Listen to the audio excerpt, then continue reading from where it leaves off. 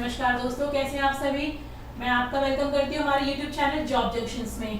I hope आप सब job junctions के रेगुलर व्यूअर हैं। आप सभी ने हमारे चैनल को सब्सक्राइब कर रखा है क्योंकि हम सब बहुत मेहनत के साथ डेली आपके लिए न्यू जॉब अपडेट लेके आते हैं। और आज की हमारी जॉब अपडेट है about the new India insurance company limited. ये एक इंश्योरेंस कंपनी के रिगार्डिंग पोस्ट के लिए वैकेंसी है। ये वैकेंसी सेंट्रल गवर्नमेंट के थ्रू स्केल 1 की वैकेंसी है। इस वैकेंसी में खास क्या है, अगर आप जनरल बात करें कि अगर आप अपने SBI बैंक पीओ क्लर्क के लिए प्रिपेयर कर रहे हैं तो आपके लिए बहुत अच्छा मौका है, क्योंकि ये जॉब आपकी बहुत अच्छी पे स्केल की जॉब है। साथ ही जब आप नॉर्मल बैंक एग्जामिनेशन देते हैं, नॉर्मल बैंक जॉब करते हैं, तो वहां पे आपका जो इन्वॉल्वमेंट ऑफ कस्टमर्स होता है वो काफी ज्यादा होता है, टायरिंग जॉब होती है। कंपैरेटिवली अगर हम इंश्योरेंस जॉब की बात करें तो वो जो थोड़ी रिलैक्सिंग होती है। आप बैकएंड पे काम करते हैं और यहाँ अच्छे पे स्केल के साथ आपको आपके ट्रांसफर की भी खास चिंता नहीं होती। अगर आप एक बार ये जॉब गेट कर लेते हैं तो आप काफी टाइम तक अपने किसी और जॉब के बारे में आपको स्ट्रेस देने की जरूरत नहीं है। सो लेट्स डिटेल में डिस्कस करते हैं। सो हमारी न्यू इंडिया इंश्योरेंस कंपनी ने गवर्नमेंट ने वैकेंसी निकाली है, रिक्रूटमेंट ऑफ 170 एडमिनिस्ट्रेटिव ऑफिसर्स। तो किसकी वैकेंसी है? 170 एडमिनिस्ट्रेटिव ऑफिसर्स, स्केल 1 की वैकेंसी है हमारी ये। इस वैकेंसी में the new India insurance company limited ने 170 ऑफिसर्स के लिए 170 ऑफिसर्स के लिए दो तरीके से वैकेंसी निकाली है। एक है आपकी जर्नलिस्ट की वैकेंसी और एक है आपकी स्पेशलिस्ट की vacancy in scale 1 cadre from open market. तो अगर हम वैकेंसीज की बात करें तो हमारी अकाउंट्स और जर्नलिस्ट ग्रेजुएशन के सभी ग्रेजुएट्स इसके लिए हमारे लिए एलिजिबल होंगे। और जो अकाउंट्स की वैकेंसी है उसमें अकाउंट्स फील्ड के स्पेशल वैकेंसीज हैं। Total vacancy in the accountants 50 और in the journalist it's 120, total 170 vacancy. साथ ही आपके एससी में अकाउंट्स में 7, जर्नलिस्ट में 18, एसटी में अकाउंट्स में 4 और जर्नलिस्ट में 8, ओबीसी में अकाउंट्स में 13, जर्नलिस्ट में 32 और ईडब्ल्यूएस में अकाउंट्स में 5 एंड जर्नलिस्ट में 12। अनरिजर्व कैटेगरी की अगर हम बात करें तो अकाउंट्स में 21 और जर्नलिस्ट में 50 वैकेंसीज टोटल है हमारी। इंपॉर्टेंट डेट्स बहुत इंपॉर्टेंट है, इंपॉर्टेंट डेट्स का ध्यान रखना बिकॉज आपको फॉर्म टाइमली फिल करना है। Online registration and payment of application fees 10 सितंबर से लेके 29 सितंबर 2024 तक है।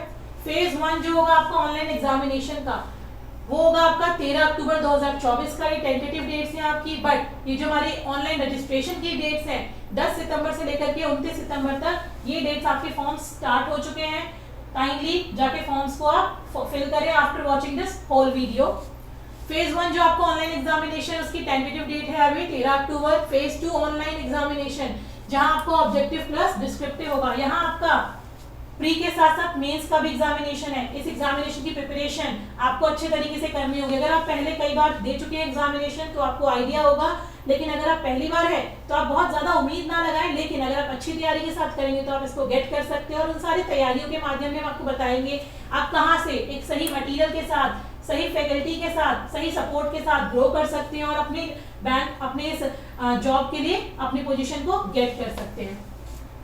So please note that the eligibility criteria specified herein are the basic criteria applying for the post. तो basic criteria आपका जैसे कि आपकी ग्रेजुएशन डिग्री कंप्लीट होनी चाहिए with a particular percentage. Candidate should apply for one discipline only. आप या तो अकाउंट्स में या फिर आप जनरल में किसी एक डिसिप्लिन के लिए अप्लाई करेंगे। अगर आप वन डिसिप्लिन से ज्यादा के लिए अप्लाई करते हो तो आपके फॉर्म को इनवैलिड कर दिया जाएगा। तो ये हमें बात ध्यान रखनी है।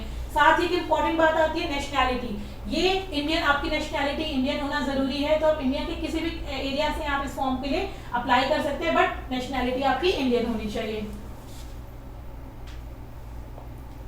Next we have the probation period. ये हमें यहाँ ध्यान रखना है। द प्रोबेशन पीरियड जो है हमारा, जो कैंडिडेट्स अपॉइंट होंगे ऑफिसर्स कैडर के लिए और regularly payrolls shall be on probation for a period of 1 year. 1 साल के लिए आपको प्रोबेशन पीरियड पे रहना है। अगर आप इस 1 साल से पहले किसी भी वजह से अगर आप लीव करते हो तो आपको वहां पे कुछ अमाउंट ऑफ कंपनसेशन पे करना होता है। बट 1 साल के लिए आपका प्रोबेशन है, जिसके बाद आपका ये कंफर्म में कन्वर्ट हो सकता है according to your performance. During the probation period, officers would be required to pass the non-life licensing examination conducted by Insurance Institute of India. जो Insurance Institute of India एक एग्जामिनेशन कंडक्ट कराता है, आपको अपने probation period के time को उस examination को क्लियर करना होगा। अगर आपका क्लियर नहीं होता है तो आपका प्रोबेशन पीरियड वहां पे एक्सटेंड कर दिया जाएगा 2 बार। अगर उस 2 बार की बात भी आपका क्लियर नहीं होता है then unfortunately you can't continue to that job. Guarantee bond, जैसा कि हम बॉन्ड के बारे में बात कर रहे थे, before joining as probationer the selected candidate will be required to give an undertaking to serve company for a minimum period of 4 year including probation period. आपका प्रोबेशन पीरियड 1 साल का ही रहेगा, अगर लेकिन आपका जो कॉन्ट्रैक्ट होगा वहां पे आपका जो आपने जो साइन करे होंगे डॉक्यूमेंट, जो आपके बॉन्ड होगा वो आपका 4 इयर्स का होगा। In the event of their resignation from the company before the expiry of the bond, they will liable to pay liquidated damages equivalent to 1 year gross salary. तो अगर आप छोड़ते हैं तो आपको 1 ईयर की ग्रॉस सैलरी आपको एज अ वहां पे कॉम्पनसेशन पे करना होगा। Beside he she will have to submit a stamped indemnity bond daily executed by the 2 sureties, जो आपको ये प्रोसीजर आपको कंप्लीट करना होगा बिफोर लिविंग। काफी अच्छी अपॉर्चुनिटी है, गवर्नमेंट जॉब है, तो यहाँ पे आपको कुछ इन बातों का ध्यान रखना होगा।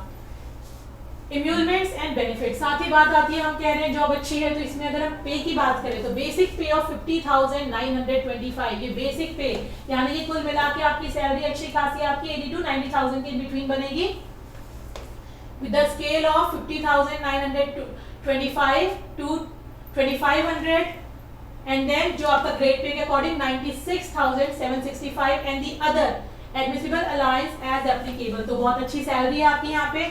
Gross emoluments will be approximately 88,000 per month in metropolitan center. Other benefits such as coverage under National Pension Scheme governed by the PFRDA, gratuity, LTS, medical benefits सभी यहाँ पे आपको मिलेंगे। तो ग्रेड पे के मामले में बहुत ही अच्छी अपॉर्चुनिटी है। बात करें अगर हम एजुकेशनल क्वालिफिकेशन की, एजुकेशनल क्वालिफिकेशन 1 सितंबर 2024 तक जर्नलिस्ट की पोस्ट के लिए कैंडिडेट्स के पास मिनिमम क्वालिफिकेशन होनी चाहिए ग्रेजुएट या post graduate in any discipline from a recognised university और equivalent qualification recognised by central government with at least 60% marks in either degree examination for general and at least 55% marks for the ST/SC PWD candidates. तो क्या बात की हमने, 1 सितंबर 2024 तक आपका post graduation या graduation किसी भी डिसिप्लिन में अगर आपने कंप्लीट करी हुई है विद 60% मार्क्स, और अगर आप किसी कैटेगरी को बिलोंग करते हैं तो 55% marks, then you are eligible. अगर आप स्पेशलिस्ट की पोस्ट के लिए अप्लाई करते हैं, यहाँ आपको कंफ्यूज नहीं होना है क्योंकि आप एक ही डिसिप्लिन के लिए अप्लाई कर सकते हैं। A candidate must possess the minimum qualification as follows. The qualification should be from a recognised university or any equivalent qualification.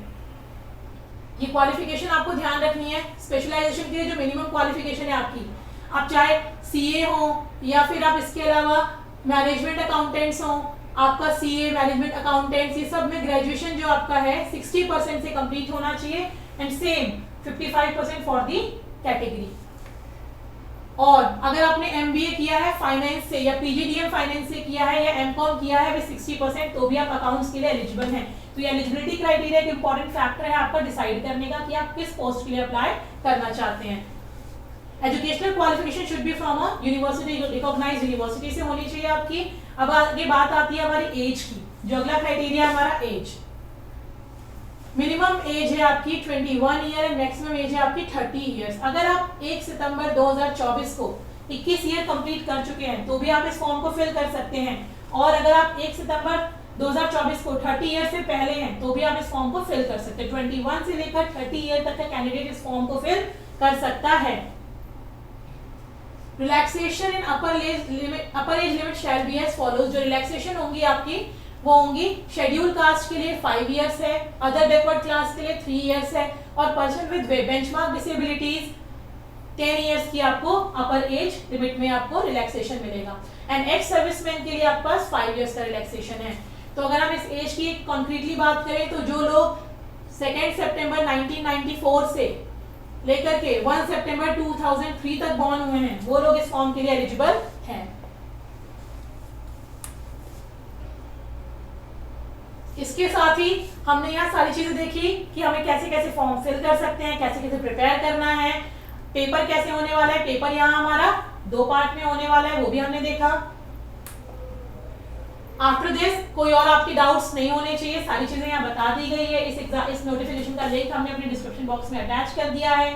साथ ही अगर आपके कोई भी डाउट्स हैं एज से रिलेटेड, आपके टॉपिक से रिलेटेड, आपके सिलेबस से, या फिर आपको प्रिपरेशन कहाँ से करनी है, सही गाइडेंस कहाँ से मिलेगी, फॉर्म कैसे फिलिंग करनी है, इन सभी के लिए प्लीज आप हमें कमेंट करें, क्योंकि हम सब काफी मेहनत करके आपके लिए ये नई नई नोटिफिकेशन वीडियोस बनाते हैं। तो आपका कमेंट हमें बताएगा कि हमें आपके लिए और क्या नई वीडियोस बना के लेके आनी है, आपको क्या प्रॉब्लम है। और साथ ही I request you all to share this video with all your friends, क्योंकि नाउअडेज वैकेंसीज के लिए हर कोई वेट करता है और ये बहुत ही अच्छी वैकेंसी है हमारी in the insurance sector of our country. Thank you all for your attention. Thank you so much.